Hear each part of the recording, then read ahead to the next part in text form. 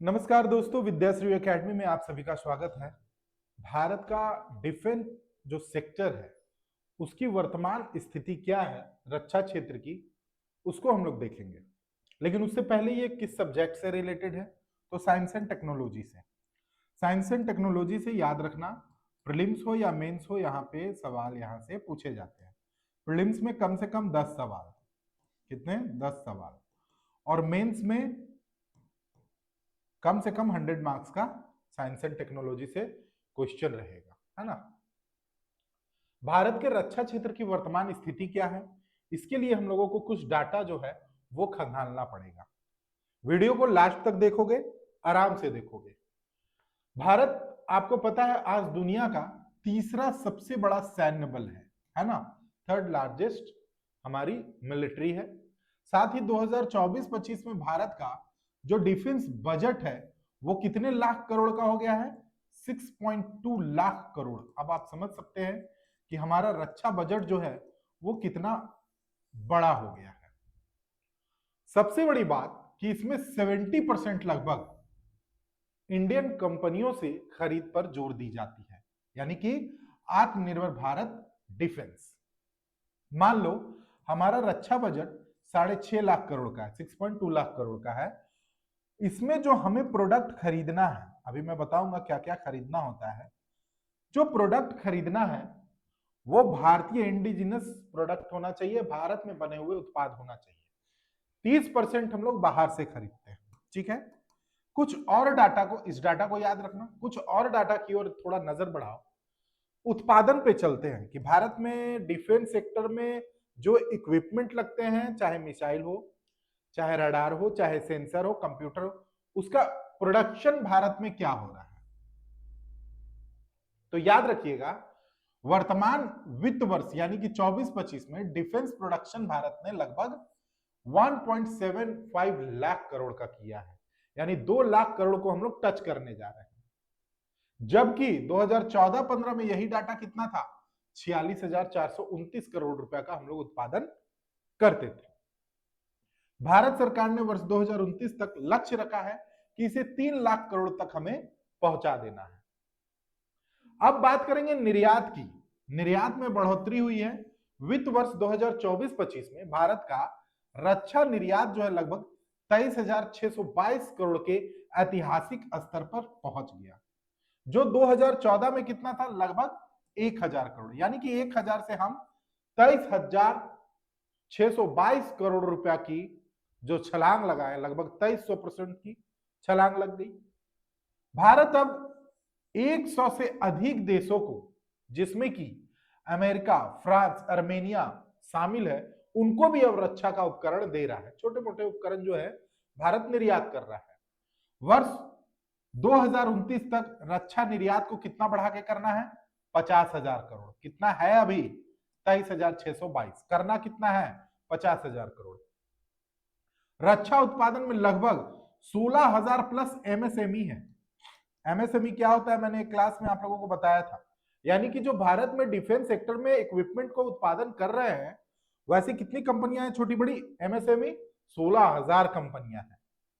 अनेक स्टार्टअप और निजी कंपनियां सक्रिय भूमिका इसमें निभा रही है, जिससे देश का जो डिफेंस सेक्टर है वो हमारा मजबूत हो रहा है। अब तुम लोग कहोगे कि सर रक्षा बजट जो है इतना बड़ा क्यों बना रहे हैं, तो भाई साहब हमारा कोस्टल एरिया इतना बड़ा है, जरा ध्यान से समझना। ये जो ग्रीन इलाका मैं दिखा रहा हूं ये हमारा कोस्टल एरिया है, इसका रक्षा करना है। ये जो मैं रेड जोन आप लोगों को अभी दिखा रहा हूं, ये इधर पाकिस्तान, इधर ऊपर से इधर चीन।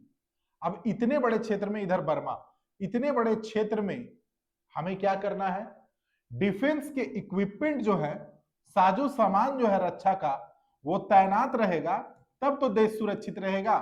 तो अब सवाल है कि डिफेंस के इक्विपमेंट क्या क्या होते हैं।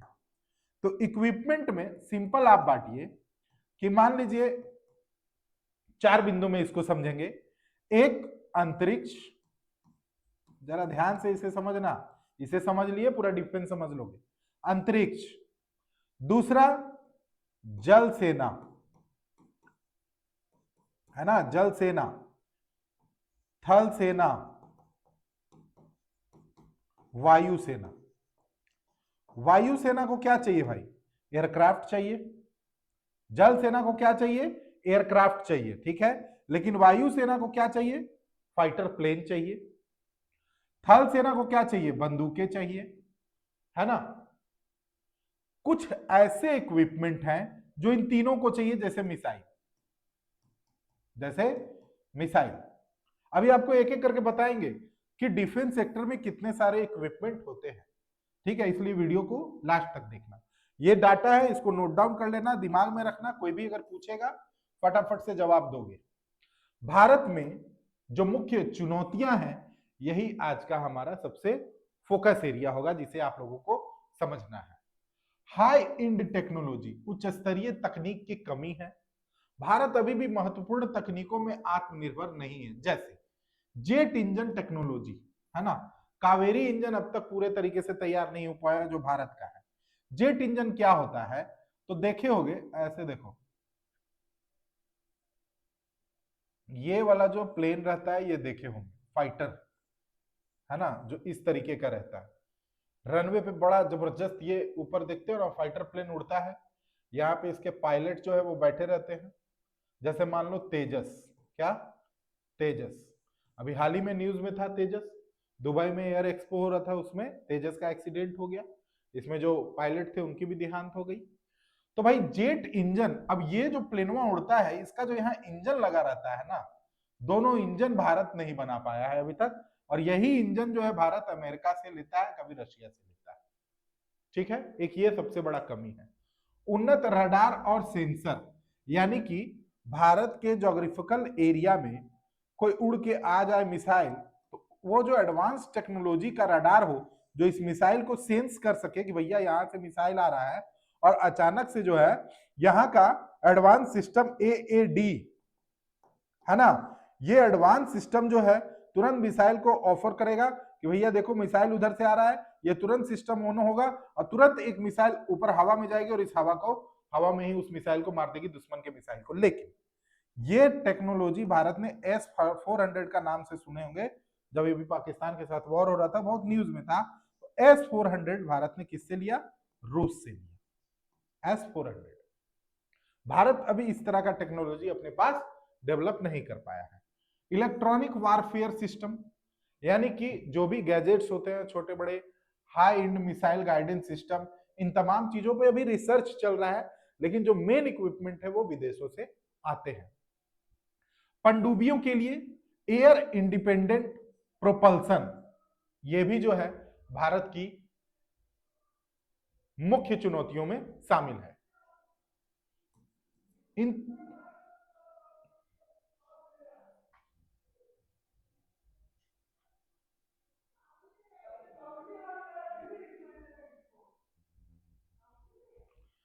अब इन तकनीकों के लिए हमें अभी भी विदेशी देशों, खासकर अमेरिका, रूस, फ्रांस, इजराइल पर निर्भर रहना पड़ता है, ठीक है। तो ये आपका पहला जो चुनौती है वो था। दूसरा आइए, आयात पर निर्भरता अभी भी जो है वो अत्यधिक है। हाई इंपोर्ट जो डिपेंडेंसी है वो बढ़ा हुआ है। भारत आज भी विश्व का दूसरा सबसे बड़ा रक्षा आयातक है, सिपरी के अनुसार। सिपरी जारी करता है रिपोर्ट, है ना, कि कौन कितने ज्यादा वारफेयर में कितना किसका बजट है, कौन कितना ज्यादा वो खरीद रहा है, ये सारी चीजें, ठीक है। स्वदेशीकरण को बढ़ावा देने के बावजूद 60 से 65% सैन्य हार्डवेयर जो है वो बाहर से मंगवाए जाते हैं। कई क्रिटिकल स्पेयर्स पार्ट्स बाहर से मंगवाए जाते हैं। फौजी प्लेटफॉर्म्स के लिए कंपोनेंट्स बाहर से मंगवाए जाते हैं। ये सारा चीज विदेश से आ रहा है। रिसर्च एंड डेवलपमेंट R&D में कम निवेश, जैसे अमेरिका, चीन, इजराइल जैसे देश R&D में GDP का बड़ा हिस्सा लगाते हैं। लेकिन भारत में क्या है, DRDO का बजट ही छोटा है, defence research and development organisation, DRDO का बजट छोटा है। डिफेंस प्राइवेट सेक्टर में R&D लगभग ना के बराबर है, यानी प्राइवेट सेक्टर के लोग जो है बहुत ज्यादा डिफेंस के इक्विपमेंट को बनाने में एग्रेशन नहीं रहते, आगे नहीं रहते, चीजों को वो ना के बराबर जो गवर्नमेंट भी उसे प्रमोट करती है। विश्वविद्यालय और उद्योग के बीच सहयोग भी बहुत कमजोर है। हालांकि अब डिफेंस यूनिवर्सिटी वगैरह खुलने लगा है ना, छोटे राज्यों में भी ये चीजें देखने को मिलती है। तो इसके कारण जो है तकनीकी का विकास जो है बहुत धीमे हो रहा है। निजी क्षेत्र की सीमित भागीदारी, यानी कि डिफेंस सेक्टर में भारत में आज भी प्राइवेट सेक्टर को बहुत ज्यादा बल नहीं मिला हुआ है। हालांकि कई रक्षा प्रोजेक्ट निजी कंपनियों को दिए जा रहे हैं, जैसे टाटा को, है ना, लेकिन अभी भी प्रमुख उत्पादन हिंदुस्तान एरोनॉटिक्स लिमिटेड करता है, भारत इलेक्ट्रिकल्स करता है, बीईएमएल करता है, ओएफबी के अंतर्गत किया जाते हैं। समस्या क्या है इसमें कि प्राइवेट सेक्टर को बड़े ऑर्डर कम मिलते हैं और लंबी अप्रूवल प्रक्रिया है, यानी कि जो रक्षा के क्षेत्र में ये भी एक समस्या है कि कोई भी चीज का निर्माण करना है तो उसका अप्रूवल ही बड़ा लेट से मिलता है। वित्तीय जोखिम अलग से है कि भाई अगर कंपनी ने पैसा लगा दिया तो गवर्नमेंट देगी कि नहीं देगी। तकनीकी ट्रांसफर सीमित है, कोई विदेश जो है वो यहाँ पे टेक्नोलॉजी का ट्रांसफर भी बहुत धीरे करता है कि भाई इंडिया को दे कि नहीं दे, या खुद भारत सरकार भी की जो कंपनियां हैं एचएएल वगैरह प्राइवेट कंपनी को टेक्नोलॉजी शेयर नहीं करती है। तो इसके कारण निजी कंपनियां मुक्त रूप से इनोवेशन में भाग नहीं ले पाती। लाइसेंसिंग और ब्यूरोक्रेटिक देरी, ये बहुत इंपॉर्टेंट है। सबसे पहले कोई भी रक्षा का उत्पादन अगर भारत में कोई निजी कंपनी करेगा तो उसको क्लियरेंस ही नहीं मिलेगा, ठीक है। टेंडर अप्रूवल होने के लिए बड़ा भाई भतीजावाद हो जाएगा, चीजें वहीं पे स्टॉप हो जाएगी। तकनीकी का ट्रांसफर जो है गवर्नमेंट भी नहीं करती है, विदेश भी नहीं करते हैं। परीक्षण जो है इतना आसान नहीं है, उसकी वैलिडेशन, परीक्षण हो भी गया तो उसको वैलिड पॉइंट पे खरे उतरा कि नहीं उतरा, उसमें ना जाके जो है वो ना की ही मुहर लग जाती है। और इन चरणों में वर्षों तक जो है कोई भी प्रोजेक्ट फंस जाता है, जिसके कारण भारत को फिर फाइनली विदेशों से इक्विपमेंट आयात करने पड़ते हैं। कुशल मानव संसाधन की कमी है। भारत में रक्षा निर्माण में अत्याधुनिक इंजीनियरों की, डिजाइन तैयार करने वालों की, तकनीक और R&D में जो लोग लगे हुए हैं बहुत ज्यादा स्किल्ड नहीं है, इसकी कमी है। भारत में defence related skilled man power की कमी है।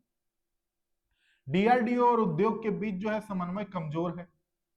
फिर इंडस्ट्री एकेडमिया लिंक कमजोर है, यानी कि अगर बात करें कि डिफेंस के सेक्टर में भारत में कितने एकेडमी ऐसे चल रहे हैं जहां आपके हमारे बच्चे जो है एडमिशन ले सकते हैं और वो जो है डायरेक्ट जो है डीआरडीओ में जा सकते हैं, ऐसा बहुत कम देखने को मिलता है। या फिर है भी तो सीट बहुत कम है, या फिर उसके लिए एजुकेशनल जो क्वालिफिकेशन चाहिए वो बिल्कुल उन्नत स्तर का चाहिए।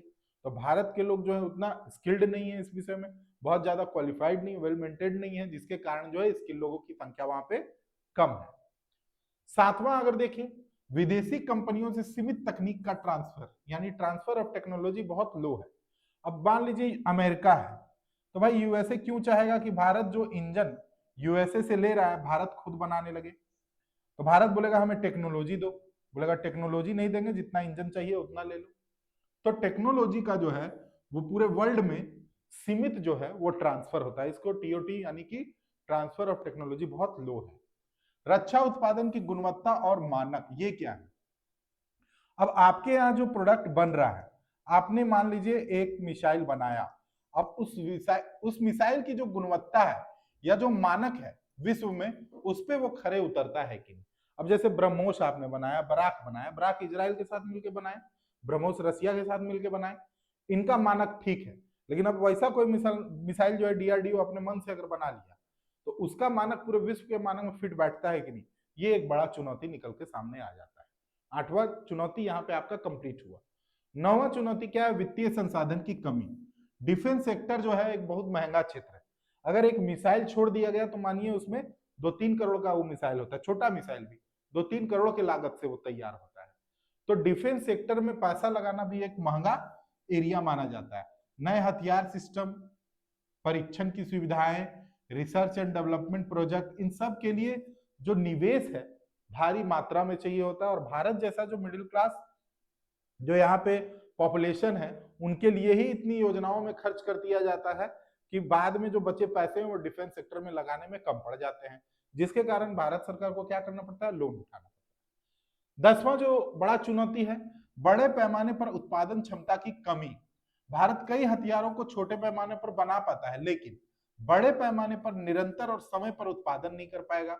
सप्लाई चेन का मैनेजमेंट उतना उन्नत नहीं है, उन्नत स्तर की फैक्ट्री नहीं है, मशीनरी नहीं है, इन सब का अभाव है, जिसके कारण भारत का जो बजट है 6.2 लाख करोड़ का, तो इसमें हमने देखा कि भारत जो है स्वदेशी यानी कि इंडिजिनस कितना खरीद रहा है, 70%। अब इसमें भी 30% जो विदेशों से खरीद रहा है, ये तो एक्यूरेट खरीद ही रहा है, 70% में भी कितने प्रतिशत, लगभग 50% इक्विपमेंट विदेशों से आ रहे हैं। तो इसका मतलब है कि भारत को रक्षा क्षेत्र में भी आत्मनिर्भर बनने में थोड़ा समय लगेगा। ये जितना भी चुनौती है ये रट लीजिएगा, क्योंकि मेंस के एग्जाम में यही पूछता है। मिलते हैं अगली वीडियो में। Thank you.